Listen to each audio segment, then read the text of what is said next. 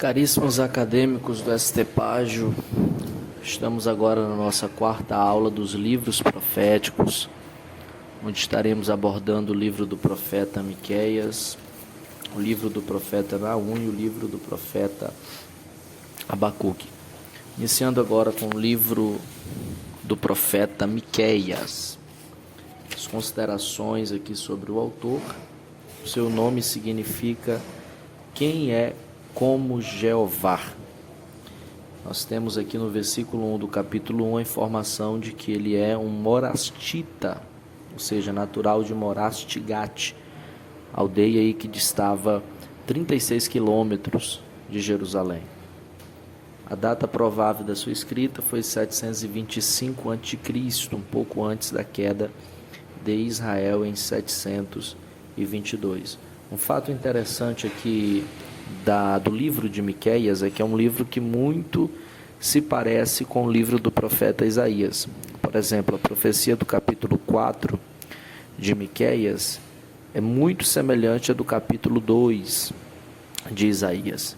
Então, tem esse paralelo, e muitos dizem que o livro de Isaías é uma expansão do livro de Miqueias, ok?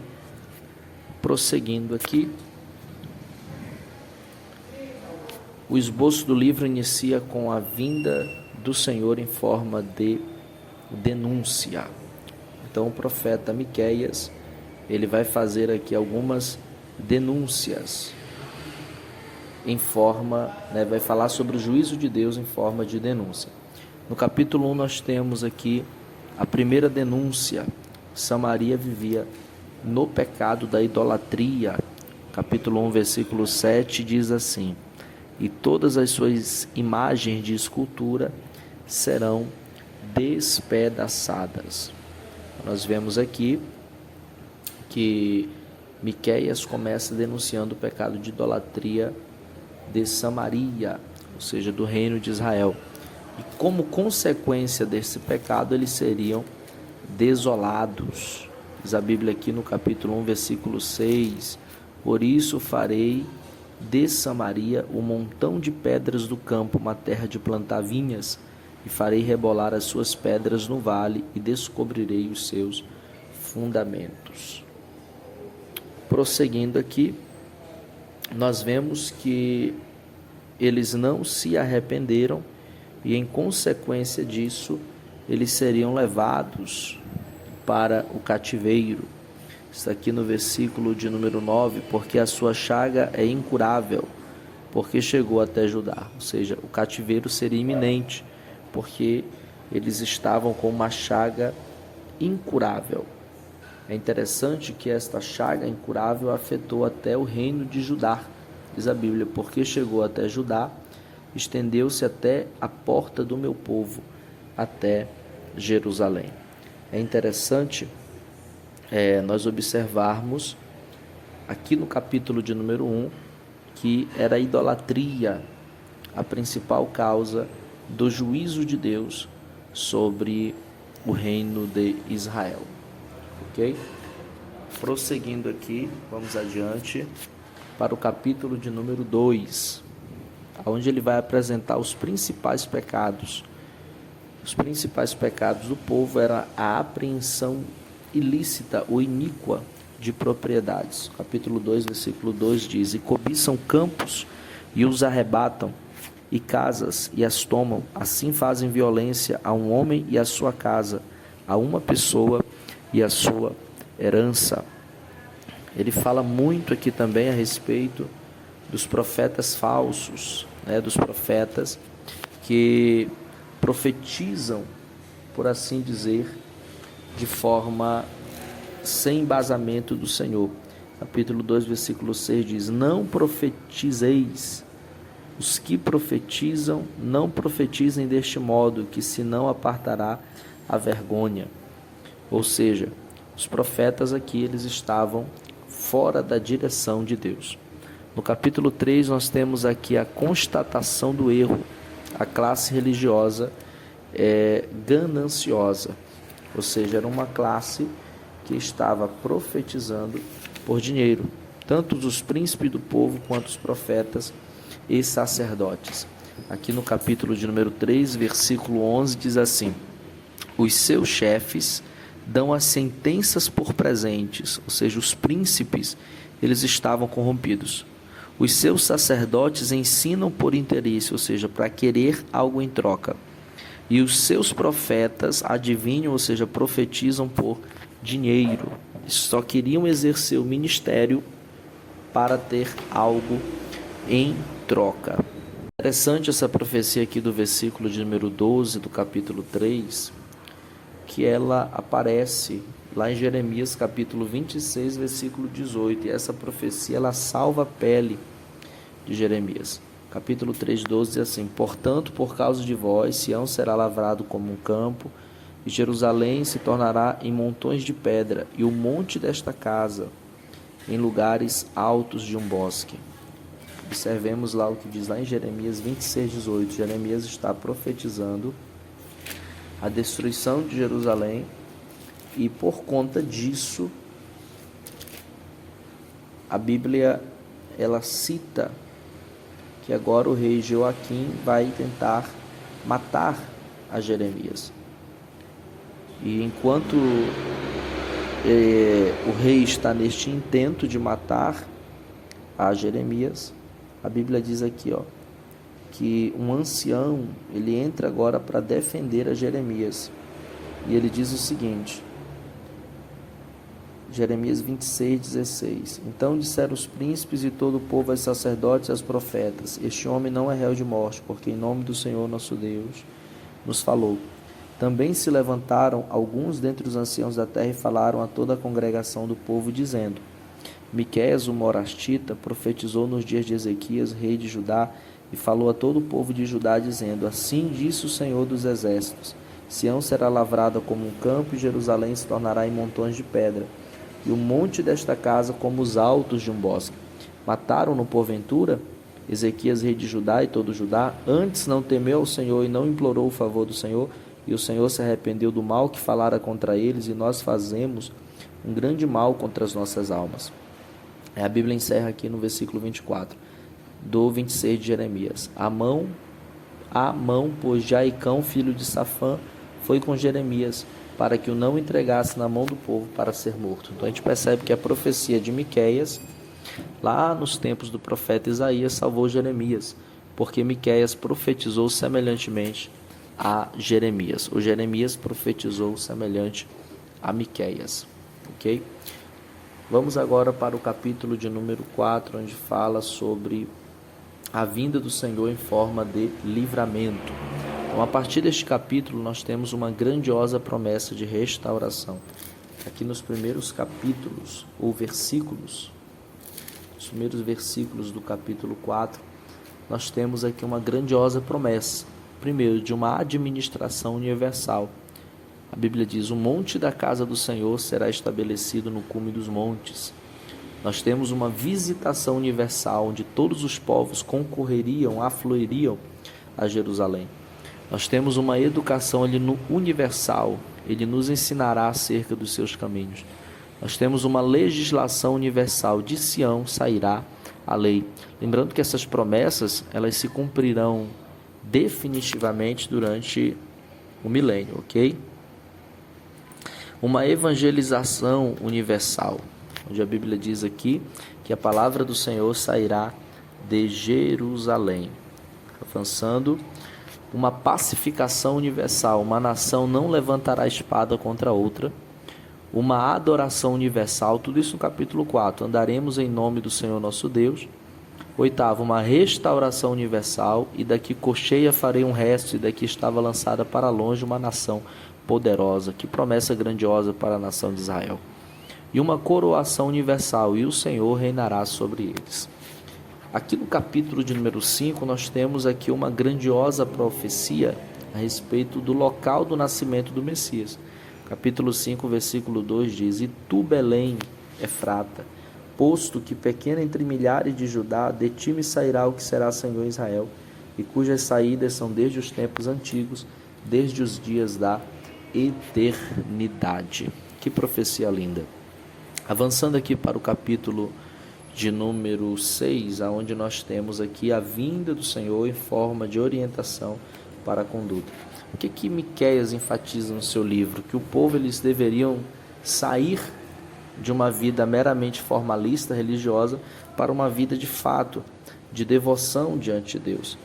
Nós percebemos isto quando a Bíblia diz aqui no capítulo 6, versículo 6: com que me apresentarei ao Senhor e me inclinarei ante o Deus Altíssimo? Virei perante ele com holocaustos, com bezerros de um ano. Agradar-se-á o Senhor de milhares de carneiros, de 10.000 ribeiros de azeite. Darei o meu primogênito pela minha transgressão, o fruto do meu ventre pelo pecado da minha alma. Ele te declarou, homem, o que é bom, e que é que o Senhor pede de ti, senão que pratiques a justiça e ames a beneficência e andes humildemente com Deus. O Senhor está falando que mais necessário não é tantos sacrifícios, mas uma vida de prática da justiça, de beneficência e humildade com Deus. No capítulo de número 7 é apontado o pecado dentro da própria família. Capítulo 7 e 6 diz: porque o filho despreza o pai, a filha se levanta contra sua mãe, a nora contra sua sogra. Então as relações familiares estavam afetadas. Os inimigos do homem são os da sua própria casa. E a necessidade de reconhecer o juízo de Deus como uma forma de disciplina. A nação deveria compreender que o juízo de Deus era justamente uma forma terapêutica de Deus tratar com a nação. Eu, porém, capítulo 7, versículo 7, eu, porém, esperarei no Senhor, esperei no Deus da minha salvação, o meu Deus me ouvirá. Ó inimiga minha, não te alegres a meu respeito, ainda que eu tenha caído, levantar-me-ei, se morar nas trevas, o Senhor será a minha luz. Sofrerei a ira do Senhor, porque pequei contra ele, até que julgue a minha causa e execute o meu direito. Ele me trará a luz e eu verei a sua justiça. Assim nós encerramos o livro do profeta Miqueias. Chegamos agora no livro do profeta Naum. O livro do profeta Naum é um livro extraordinário. Assim como Obadias profetizou o juízo de Edom, o profeta Naum vai profetizar o juízo de uma grande cidade, a cidade de Nínive. O nome Naum significa compassivo ou consolo. Era natural de Elcos. Alguns estudiosos acreditam que Elcos é a moderna Cafarnaum, porque Cafarnaum origina de uma palavra chamada Kefer Naum, que significa cidade de Naum. A data mais provável da sua escrita foi em 710 a.C. É interessante que essa profecia contra a cidade de Nínive, ela ocorre em média, de 150 anos depois da ida de Jonas até a cidade de Nínive. Então, 150 anos depois, a cidade já estava cometendo os mesmos pecados a qual ela foi alertada por Jonas.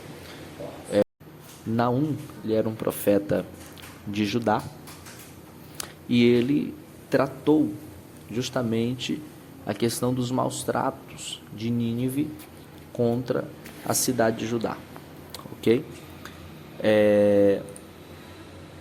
Temos aqui, a partir do capítulo de número 1, a destruição de Nínive decretada. Por que Nínive seria destruída? Por conta do zelo de Deus. Diz a Bíblia aqui no capítulo 1, versículo 1, peso de Nínive. Ou seja, Nínive estaria sob o peso de Deus. E isto por conta do zelo de Deus. Versículo 2 diz: o Senhor é um Deus zeloso e que toma a vingança. O Senhor toma a vingança e é cheio de furor. O Senhor toma a vingança contra os seus adversários e guarda a ira contra os seus inimigos. Então o próprio Deus faria o sepulcro de Nínive e o ímpio não entraria mais em Judá. Está aqui no versículo de número 15 do capítulo de número 1.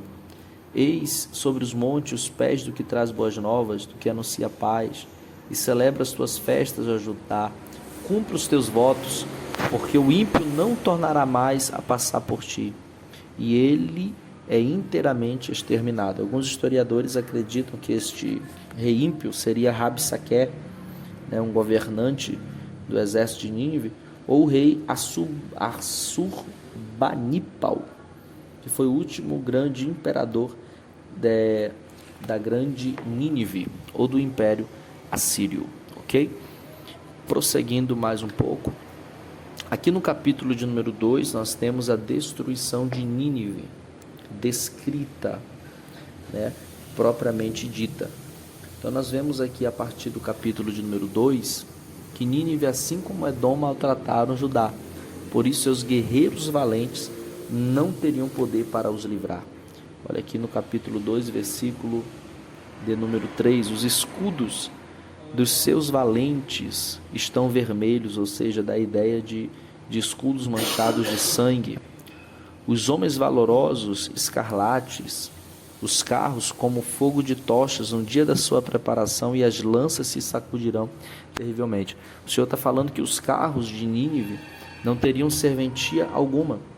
Capítulo 2, versículo 4, os carros se enfurecerão nas praças, chocar-se-ão pelas ruas, o seu parecer como de tochas, correrão como relâmpago, o seu parecer como de tochas, ou seja, carro pegando fogo, carros que estão sendo destruídos. O leão, a Assíria, estaria totalmente dominado. Olha a descrição da tomada de Nínive, capítulo 2, versículo 11.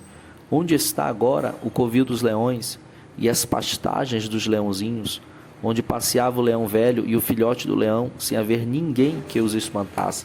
Nínive era comparado aí a um grande leão que ninguém conseguia destruir ou parar. No capítulo de número 3, nós temos a destruição de Nínive merecida. Nínive mereceu o castigo. Número 1, porque era uma cidade sanguinária e cruel. No versículo 1 do capítulo 3 diz a Bíblia: ai da cidade ensanguentada. Segundo, porque era uma cidade imunda, cheia de prostituições e idolatrias. Versículo 4 do capítulo 3 diz: por causa da multidão dos teus pecados, da muito graciosa meretriz, da mestra das feitiçarias, que vendeu os povos com seus deleites e as gerações com as suas feitiçarias. Nínive era uma cidade cheia de orgulho e ganância. Versículos 7 e 10 do capítulo 3 diz: e há de ser que todos os que te virem fugirão de ti e dirão: Nínive está destruída, quem terá compaixão dela? Donde buscarei consoladores para ti? Nínive, ela se achava uma cidade muito grande. És tu melhor, versículo 8, do que Noamon, que está situada entre os rios, cercada de águas, tendo por esplanada o mar e ainda o mar por muralha? És tu melhor que Etiópia e Egito? Eram a sua força e não tinham fim. Put e Líbia foram o teu socorro. Todavia ela foi levada, foi para o cativeiro. Também os seus filhos foram despedaçados no topo de todas as ruas, e sobre os seus nobres lançaram sorte, e todos os seus grandes foram presos com grilhões. Aí ele decreta, o Senhor decreta a destruição de Nínive. Tu também serás embriagadas e te esconderás. Também buscarás força por causa do inimigo. Versículo 12. Todas as tuas fortalezas serão como figueiras, com figos temporãos, se sacodem, caem na boca dos que as há de comer. Interessante que o Senhor está decretando a derrota de Nínive. Então nós vemos aqui que Nínive, ela estava com uma chaga incurável. Capítulo 3, versículo 19 diz: não há cura para a tua ferida. Ou seja, Nínive, de fato, seria destruída pelo Senhor. Eu trago aqui um dado histórico, né? Nínive foi destruída em 612 a.C. Seu exército foi finalmente aniquilado em Carquemis, em 605 a.C. A destruição de Nínive foi tão completa que a cidade tornou-se uma lenda durante 2 milênios, até ser redescoberta em 1842 por Layard de Bota. Alexandre passou por ela em 331 sem ver sinais de sua existência. Nada restou da cidade e de seu poderio. Nós aprendemos aqui com este livro que o Senhor, ele até parece tardar o seu juízo, mas o seu juízo, ele vem, ele chega. Avançando um pouco mais, nós chegamos agora ao livro do profeta Abacuque. Considerações aqui sobre o profeta Abacuque. Seu nome significa abraço ou abraçado, ou abraço amoroso. É interessante que alguns chegam aí a comentar que Abacuque ele seria o filho da Sunamita, né, nos dias do profeta Eliseu. Mas isto é mera tradição, não tem base e também não tem fundamento bíblico. A data provável de escrita foi em 607 a.C. Este profeta, ele foi contemporâneo de Jeremias. Então a data provável é 607, ou seja, antes da destruição, da tomada aí de Jerusalém, ok? Nós temos duas citações interessantes no livro que nos dá aí uma referência histórica.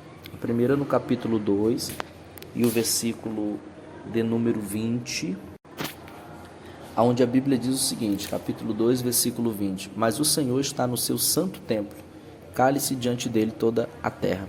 O profeta ele faz uma referência ao templo, e depois de 586 o templo ele foi destruído. Nós vemos aqui no capítulo 3, versículo 19, outra menção interessante, onde fala dos instrumentos de música, ou seja, esses instrumentos eles eram também utilizados, no templo, ok? Então, prosseguindo um pouquinho mais, nós vamos chegar agora ao esboço do livro, mas antes eu quero trazer aqui alguns outros dados a respeito do profeta Abacuque. É interessante aqui no livro do profeta Abacuque que já inicia chamando ele de profeta. Se o texto já inicia chamando ele de profeta, significa que ele participava de alguma escola de profetas. Então Abacuque ele é o profeta dentre todos os profetas menores, o profeta mais intelectualizado, posso assim dizer esse termo. Ele é alguém intelectual, é alguém com vasto conhecimento. Ele era poeta, ele era filósofo, ele era músico. Interessante, no capítulo 3, no finalzinho, ele fala sobre os meus instrumentos de música. Então o profeta Abacuque provavelmente ele era um levita, e sendo levita, ele era nativo de Jerusalém. Ele trabalhava no templo, ele exercia o seu ministério no templo. Um outro dado interessante aqui a respeito do livro do profeta Abacuque é que os capítulos 1 e 2 do livro do profeta, ele foi descoberto nos rolos do Mar Morto, na primeira caverna de Qumran, no século passado. Então, o livro do profeta Abacuque, ele é um dos manuscritos mais antigos, escritos hebraicos, que nós tivemos acesso através de descobertas arqueológicas. Vamos para o esboço do livro. Primeiro inicia com perguntas de Abacuque. No capítulo 1, versículo 1 a 4, o profeta ele pergunta ao Senhor: até quando clamarei eu e tu não me escutarás? Gritarei violência e não salvarás? Por que razão me fazes ver a iniquidade, ver a vexação? Por que a destruição e a violência estão diante de mim? Há também que suscite contenda e o litígio. O profeta está perguntando a Deus o que o Senhor estava permitindo ele ver a violência e o Senhor não fazia nada. A resposta de Deus para essa violência que acontecia e aparentemente o Senhor não respondia, é que Deus agora ele vai trazer um juízo. E este juízo viria através dos caldeus. Olha o versículo de número 6, no capítulo 1. Porque eis que suscita os caldeus, nação amarga e apressada, que marcha sobre a largura da terra, para possuir moradas não suas. O Senhor está dizendo que sobre a nação de Judá, o Senhor traria o juízo caldeu. Ok? Só que o profeta Abacuque, ele continua perguntando ao Senhor. Só que o fato de Deus usar os caldeus para punir a nação de Judá não agradou o profeta. No versículo de número 13 do capítulo 1, ele parece agora começar a questionar por que Deus levantou os caldeus para punir a nação de Judá.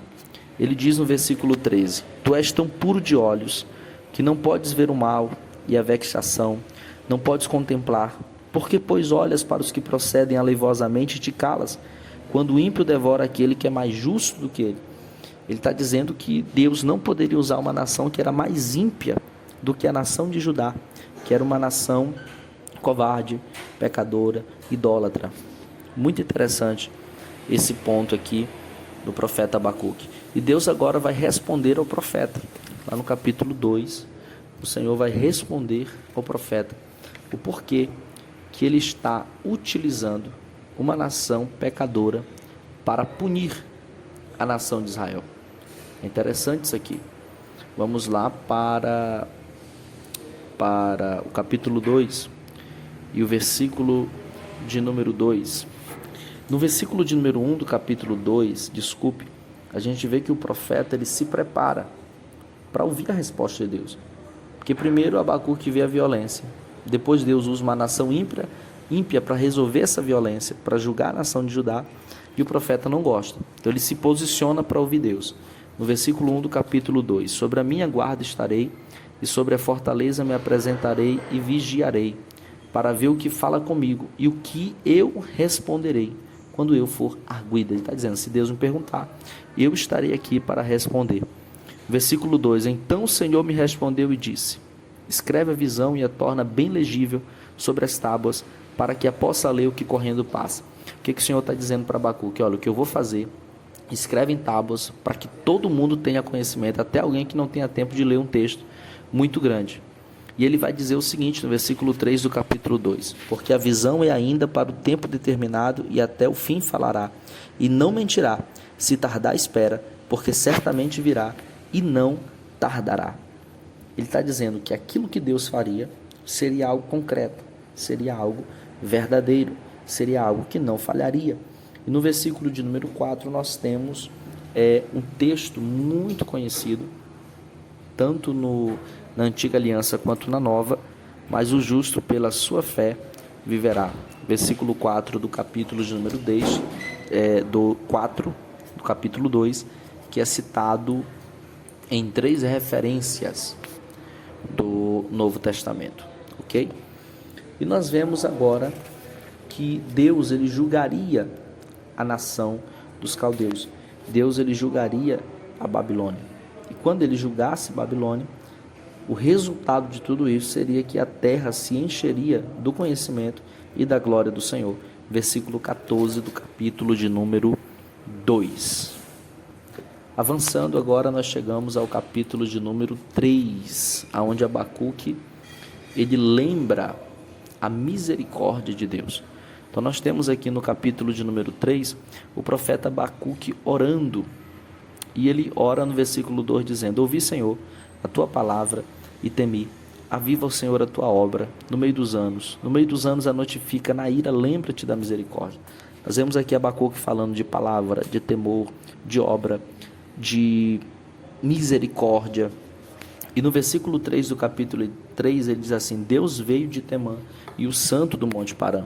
O profeta Abacuque aqui ele está fazendo uma analogia, uma comparação com um texto que está em Deuteronômio capítulo 33, versículo de número 2.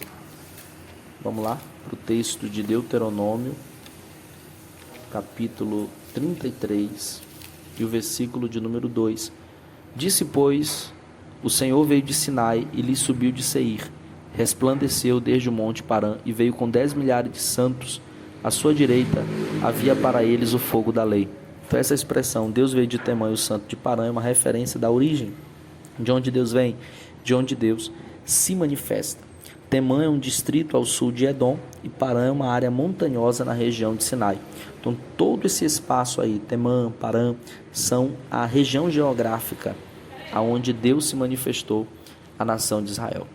Para finalizar, Abacuque acredita na salvação de Deus. No capítulo de número 3 e o versículo de número 16 até o 19, o profeta ele faz uma declaração de fé. No versículo 17 ele diz, porquanto ainda que a figueira não floresça, nem haja fruto na vide, o produto da oliveira minta, e os campos não produzam mantimento, as ovelhas da malhada sejam arrebatadas, e nos currais não hajam vacas, todavia eu me alegrarei no Senhor, exultarei no Deus da minha salvação. Ainda que Deus use um inimigo, para que possa punir o seu povo, ele diz, Jeová o Senhor é minha força, fará os meus pés como os das servas, e me fará andar sobre as minhas alturas. Aqui fala sobre a exaltação daquele que confia no Senhor. Quero agradecer a Deus pela sua vida, querido aluno. Continue estudando, pesquise, estude, até o nosso encontro. Deus abençoe.